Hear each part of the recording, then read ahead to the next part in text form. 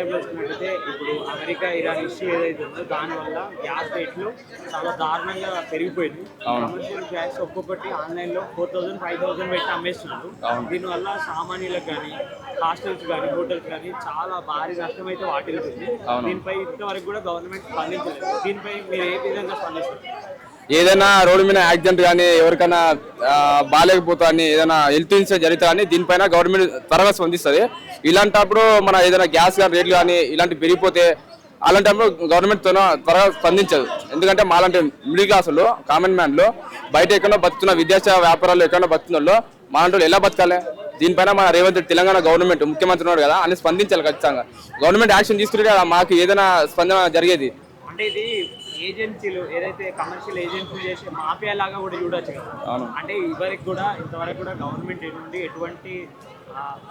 ఎటువంటి రిలీజ్ అనేది రాలేదు, గ్యాస్ లేదు అని చెప్పి.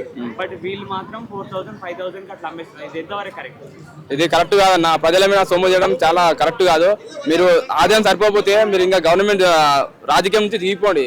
మీరు మా దగ్గర డబ్బులు ఇస్తాం కాదు, మీరే మాకు ప్రజలకు డబ్బులు ఇవ్వాలి. కానీ ఇట్లా చేయడం, రౌడీజం చేయడం ఇది కరెక్ట్ కాదు. రాజకీయం చేస్తే ప్రజలకు మంచి చేయండి. మీకు మళ్ళీ నెక్స్ట్ టైం ఛాన్స్ ఇస్తారు, మళ్ళీ నెక్స్ట్ టైం మీకు ముఖ్యమంత్రిని చేస్తారు. ఇది గవర్నమెంట్ స్పందించాలి. గవర్నమెంట్ స్పందిస్తేనే యాక్షన్ తీసుకోవాలి. యాక్షన్కి రియాక్షన్ ఉంటుంది.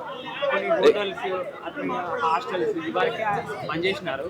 గ్యాస్ ఇష్యూ వాళ్ళని టిఫిన్ రేట్లు కూడా పెరిగిపోయినాయి. ఒక సామాన్యుడు బ్రతకలేనటువంటి పరిస్థితి అయిపోయింది. దీన్ని ఏ విధంగా మీరు ఏకీభవిస్తారు? ఎక్కంటే చాలా ఎంత పక్క రాష్ట్రకి వెళ్ళి వస్తారు. మహారాష్ట్ర, కర్ణాటక, మన ఆంధ్రప్రదేశ్ ఎక్కడి నుంచో రాష్ట్రాల నుంచి వచ్చి మన హైదరాబాద్లో బతురు. ఏదైనా కోచింగ్ తీసుకొని బ్యాచ్లర్ హాస్టల్లో కానీ రూమ్లో ఎక్కడ బతురు. వాళ్ళు వంట చేసుకోవడానికి గ్యాస్ మీద రేట్లు వేస్తే వాళ్ళు ఎట్లా బతురు? వాళ్ళకి చదువుకోవడానికి పైసలు ఎక్కటి? ఇదే గవర్నమెంట్ స్పందిస్తేనే బాగుంటుంది. గవర్నమెంట్ త్వరగా యాక్షన్ తీసుకోవాలి. అలా భారతదేశం రష్యాలో మీరు అమెరికాలో యుద్ధం చేసుకుంటే ఇక్కడ వాళ్ళ యుద్ధం జరిగితే ఇక్కడ మాకతే మా పరిస్థితి ఏం కావాలి? మాలంటి వాళ్ళు ఏం బతి పొద్దుగల ఛాయ్ దానికి వస్తే 20 రూపాయలు అంట ఒక ఛాయ్. మొన్న 5 రూపాయలకి ఇచ్చి 20 రూపాయలు ఛాయ్. ఆడు తాగకుండా వెనక నీళ్ళు తాగి వెళ్ళిపోయాడు. అట్లా రేట్లు వేస్తే మాలంటి ఎట్లా బతారు? దీనిపైన గవర్నమెంట్ యాక్షన్ తీసుకోవాలి.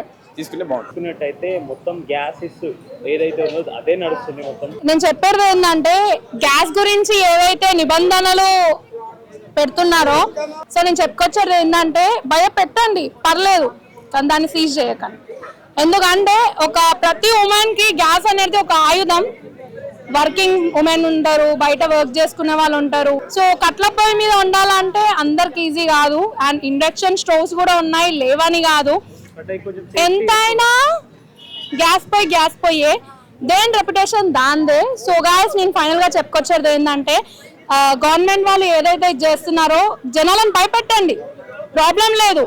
కానీ ఇలాంటి చాలా కఠినంగా డెసిషన్స్ తీసుకుంటే మాత్రం చాలా లాస్ అయిపోతాం. ఇప్పటికే హైదరాబాద్లోని కొన్ని హోటల్స్, హాస్టల్స్ కూడా గ్యాస్ అంతా కూడా సరఫరా నిలిపివేసినటువంటి పరిస్థితి అయితే కనబడుతుంది. ఇలా చేయడం వల్ల హాస్టల్లో ఉండే పిల్లలకు ఇబ్బంది, ఫీజులు ఆఫ్ కోర్స్ అవుతుంది. ఎందుకు అంటే కట్ల పొయ్యి మీద ఒక పూట వండుతామండి, రెండో పూట వండుతాం, మూడో పూట కూడా వండుతాం అనుకోండి. ఒక 1 or 2 days 3 days hardly it's okay. కానీ అది రెగ్యులర్ గా కంటిన్యూ అంటే టైర్డ్ అయిపోతారు. చార్జెస్ ఇంకా పెరుగుతాయి, హాస్టల్ చార్జెస్ పెరుగుతాయి, లైక్ ప్రతి ఒక్కటి పెరుగుతుంది కదా, దాన్ని కన్సిడర్ చేయాలా. సో నేను చెప్పుకొచ్చేది ఓవరాల్ గా ఏంటంటే మీరు ఏదైతే భయపెడుతారో ప్రజలకు అది ఓకే, భయం వరకు ఓకే, కానీ దాన్ని రియాలిటీలో తెచ్చి ఇది చేస్తా అంటే కరెక్ట్ కాదు. అంటే ఇంతవరకు కూడా గవర్నమెంట్ గ్యాస్ ఏజెన్సీ ఎటువంటి లీక్ అయితే లేదు. అంటే ఈ విధంగా పెంచుతున్నాం అని చెప్పి అయితే అక్కడ నుండి లేదు. బట్ కమర్షియల్ ఎవరైతే గ్యాస్ అమ్ముతారో ప్రైవేట్ వాళ్ళు గ్యాస్ రేట్లు అమాంతంగా 4000 5000 ఒక సిలిండర్ ఆన్లైన్ లో పర్చేజ్ చేస్తా ఉన్నారు. ఇది ఎంతవరకు కరెక్ట్? అంటే బిజినెస్ అది వెరీ రాంగ్ అండి. ఏదో మీ బిజినెస్ చాలా హైలో ఎదగాలని చెప్పి అవతలోనికి చేయడం అనేది ఇట్స్ నాట్ ఏ కరెక్ట్. నేను చెప్పుకొచ్చేది ఏంటంటే చిన్న ఫాస్ట్ ఫుడ్ నుంచి పెద్ద రెస్టారెంట్ వరకు కూడా గ్యాస్ అనేది మ్యాండేటరీ. సో ఇవన్నీ జరగాలంటే మీరు ఫస్ట్ మ్యూచువల్ అండర్స్టాండింగ్ తోని ఉండాలి. అవతలంతో ఎవరితో, డీలర్స్తో ఉండే నడుస్తుంది. ఇప్పుడు 5000 అన్నా 6000 అన్నా మీకు వచ్చేది మీకు వస్తాయి. చిన్న బిజినెస్ వాడు ఏం చేయాలా కదా, అదే పాయింట్ కదా. నువ్వు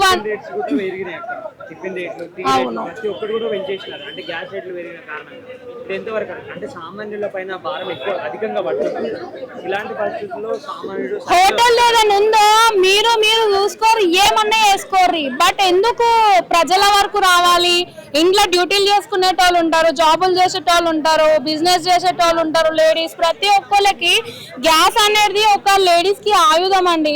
దాన్నే మీరు ఇలా కట్టడి చేసి ఇలా చేస్తారని చెప్పేస్తే లేడీస్ ఎవ్వరు కూడా ఊరుకోరు సొసైటీలో. బికాస్ అది ఉంటేనే ఇల్లు గడుస్తుంది, అన్ని గడుస్తాయి. మీరు ప్రైజెస్ తక్కువ చేయండి. అండ్ మోర్ ఓవర్ అన్న జర బస్సు రేటు దించరా, అదే జర బస్సు టికెట్లు అనేది ఎత్తాయి కదా, ఎందుకు? ఒక ఆయిల్ ప్యాకెట్ రేట్ ఎక్కువ, ప్రతిదీ సామం కొడుతుర్రు. సో అది బుకింగ్ 21 days పడుతుంది ఇప్పుడు బుక్ చేసుకుంటే. ఇది ఎంతవరకు ఇది కరెక్ట్, యాక్సెప్ట్ చేస్తా. బికాస్ గ్యాస్లు బుక్ చేసుకొని బ్లాక్ లో అమ్ముకుంటుర్రు. అంటే ఇది ఆల్టర్నేట్ బిజినెస్ అయిపోయింది. మంచి పని ఇలా చేయడం అయితే కరెక్ట్. అంటే దీనిపైన గవర్నమెంట్ ఇంకా త్వరగా స్పందించి సామాన్యులపై అధిక భారం పడకుండా చూడాల్సిన అవసరం. అవును, డెఫినెట్ గా చూడాలి తమ్ముడు. ఎందుకంటే ఇది భయం పెట్టడానికి అయితే ఓకే, నేనే చెప్తున్నా. యాజ్ అ ఫీమేల్ గా భయపెట్టడానికి ఓకే. దీన్నే ఇది చేసుకొని ఆసరా తీసుకొని సీజ్ చేయడం అనేది కరెక్ట్ కాదు. ఈ వీడియో కనుక మీకు నచ్చినట్లయితే లైక్ చేయండి, షేర్ చేయండి. మరిన్ని వీడియోస్ కోసం మా ఛానల్ని సబ్స్క్రైబ్ చేయండి. మీ అభిప్రాయాలు మాకు కామెంట్స్ రూపంలో చెప్పండి. మరిన్ని వీడియోస్ కోసం మా ఛానల్ని సబ్స్క్రైబ్ చేయండి.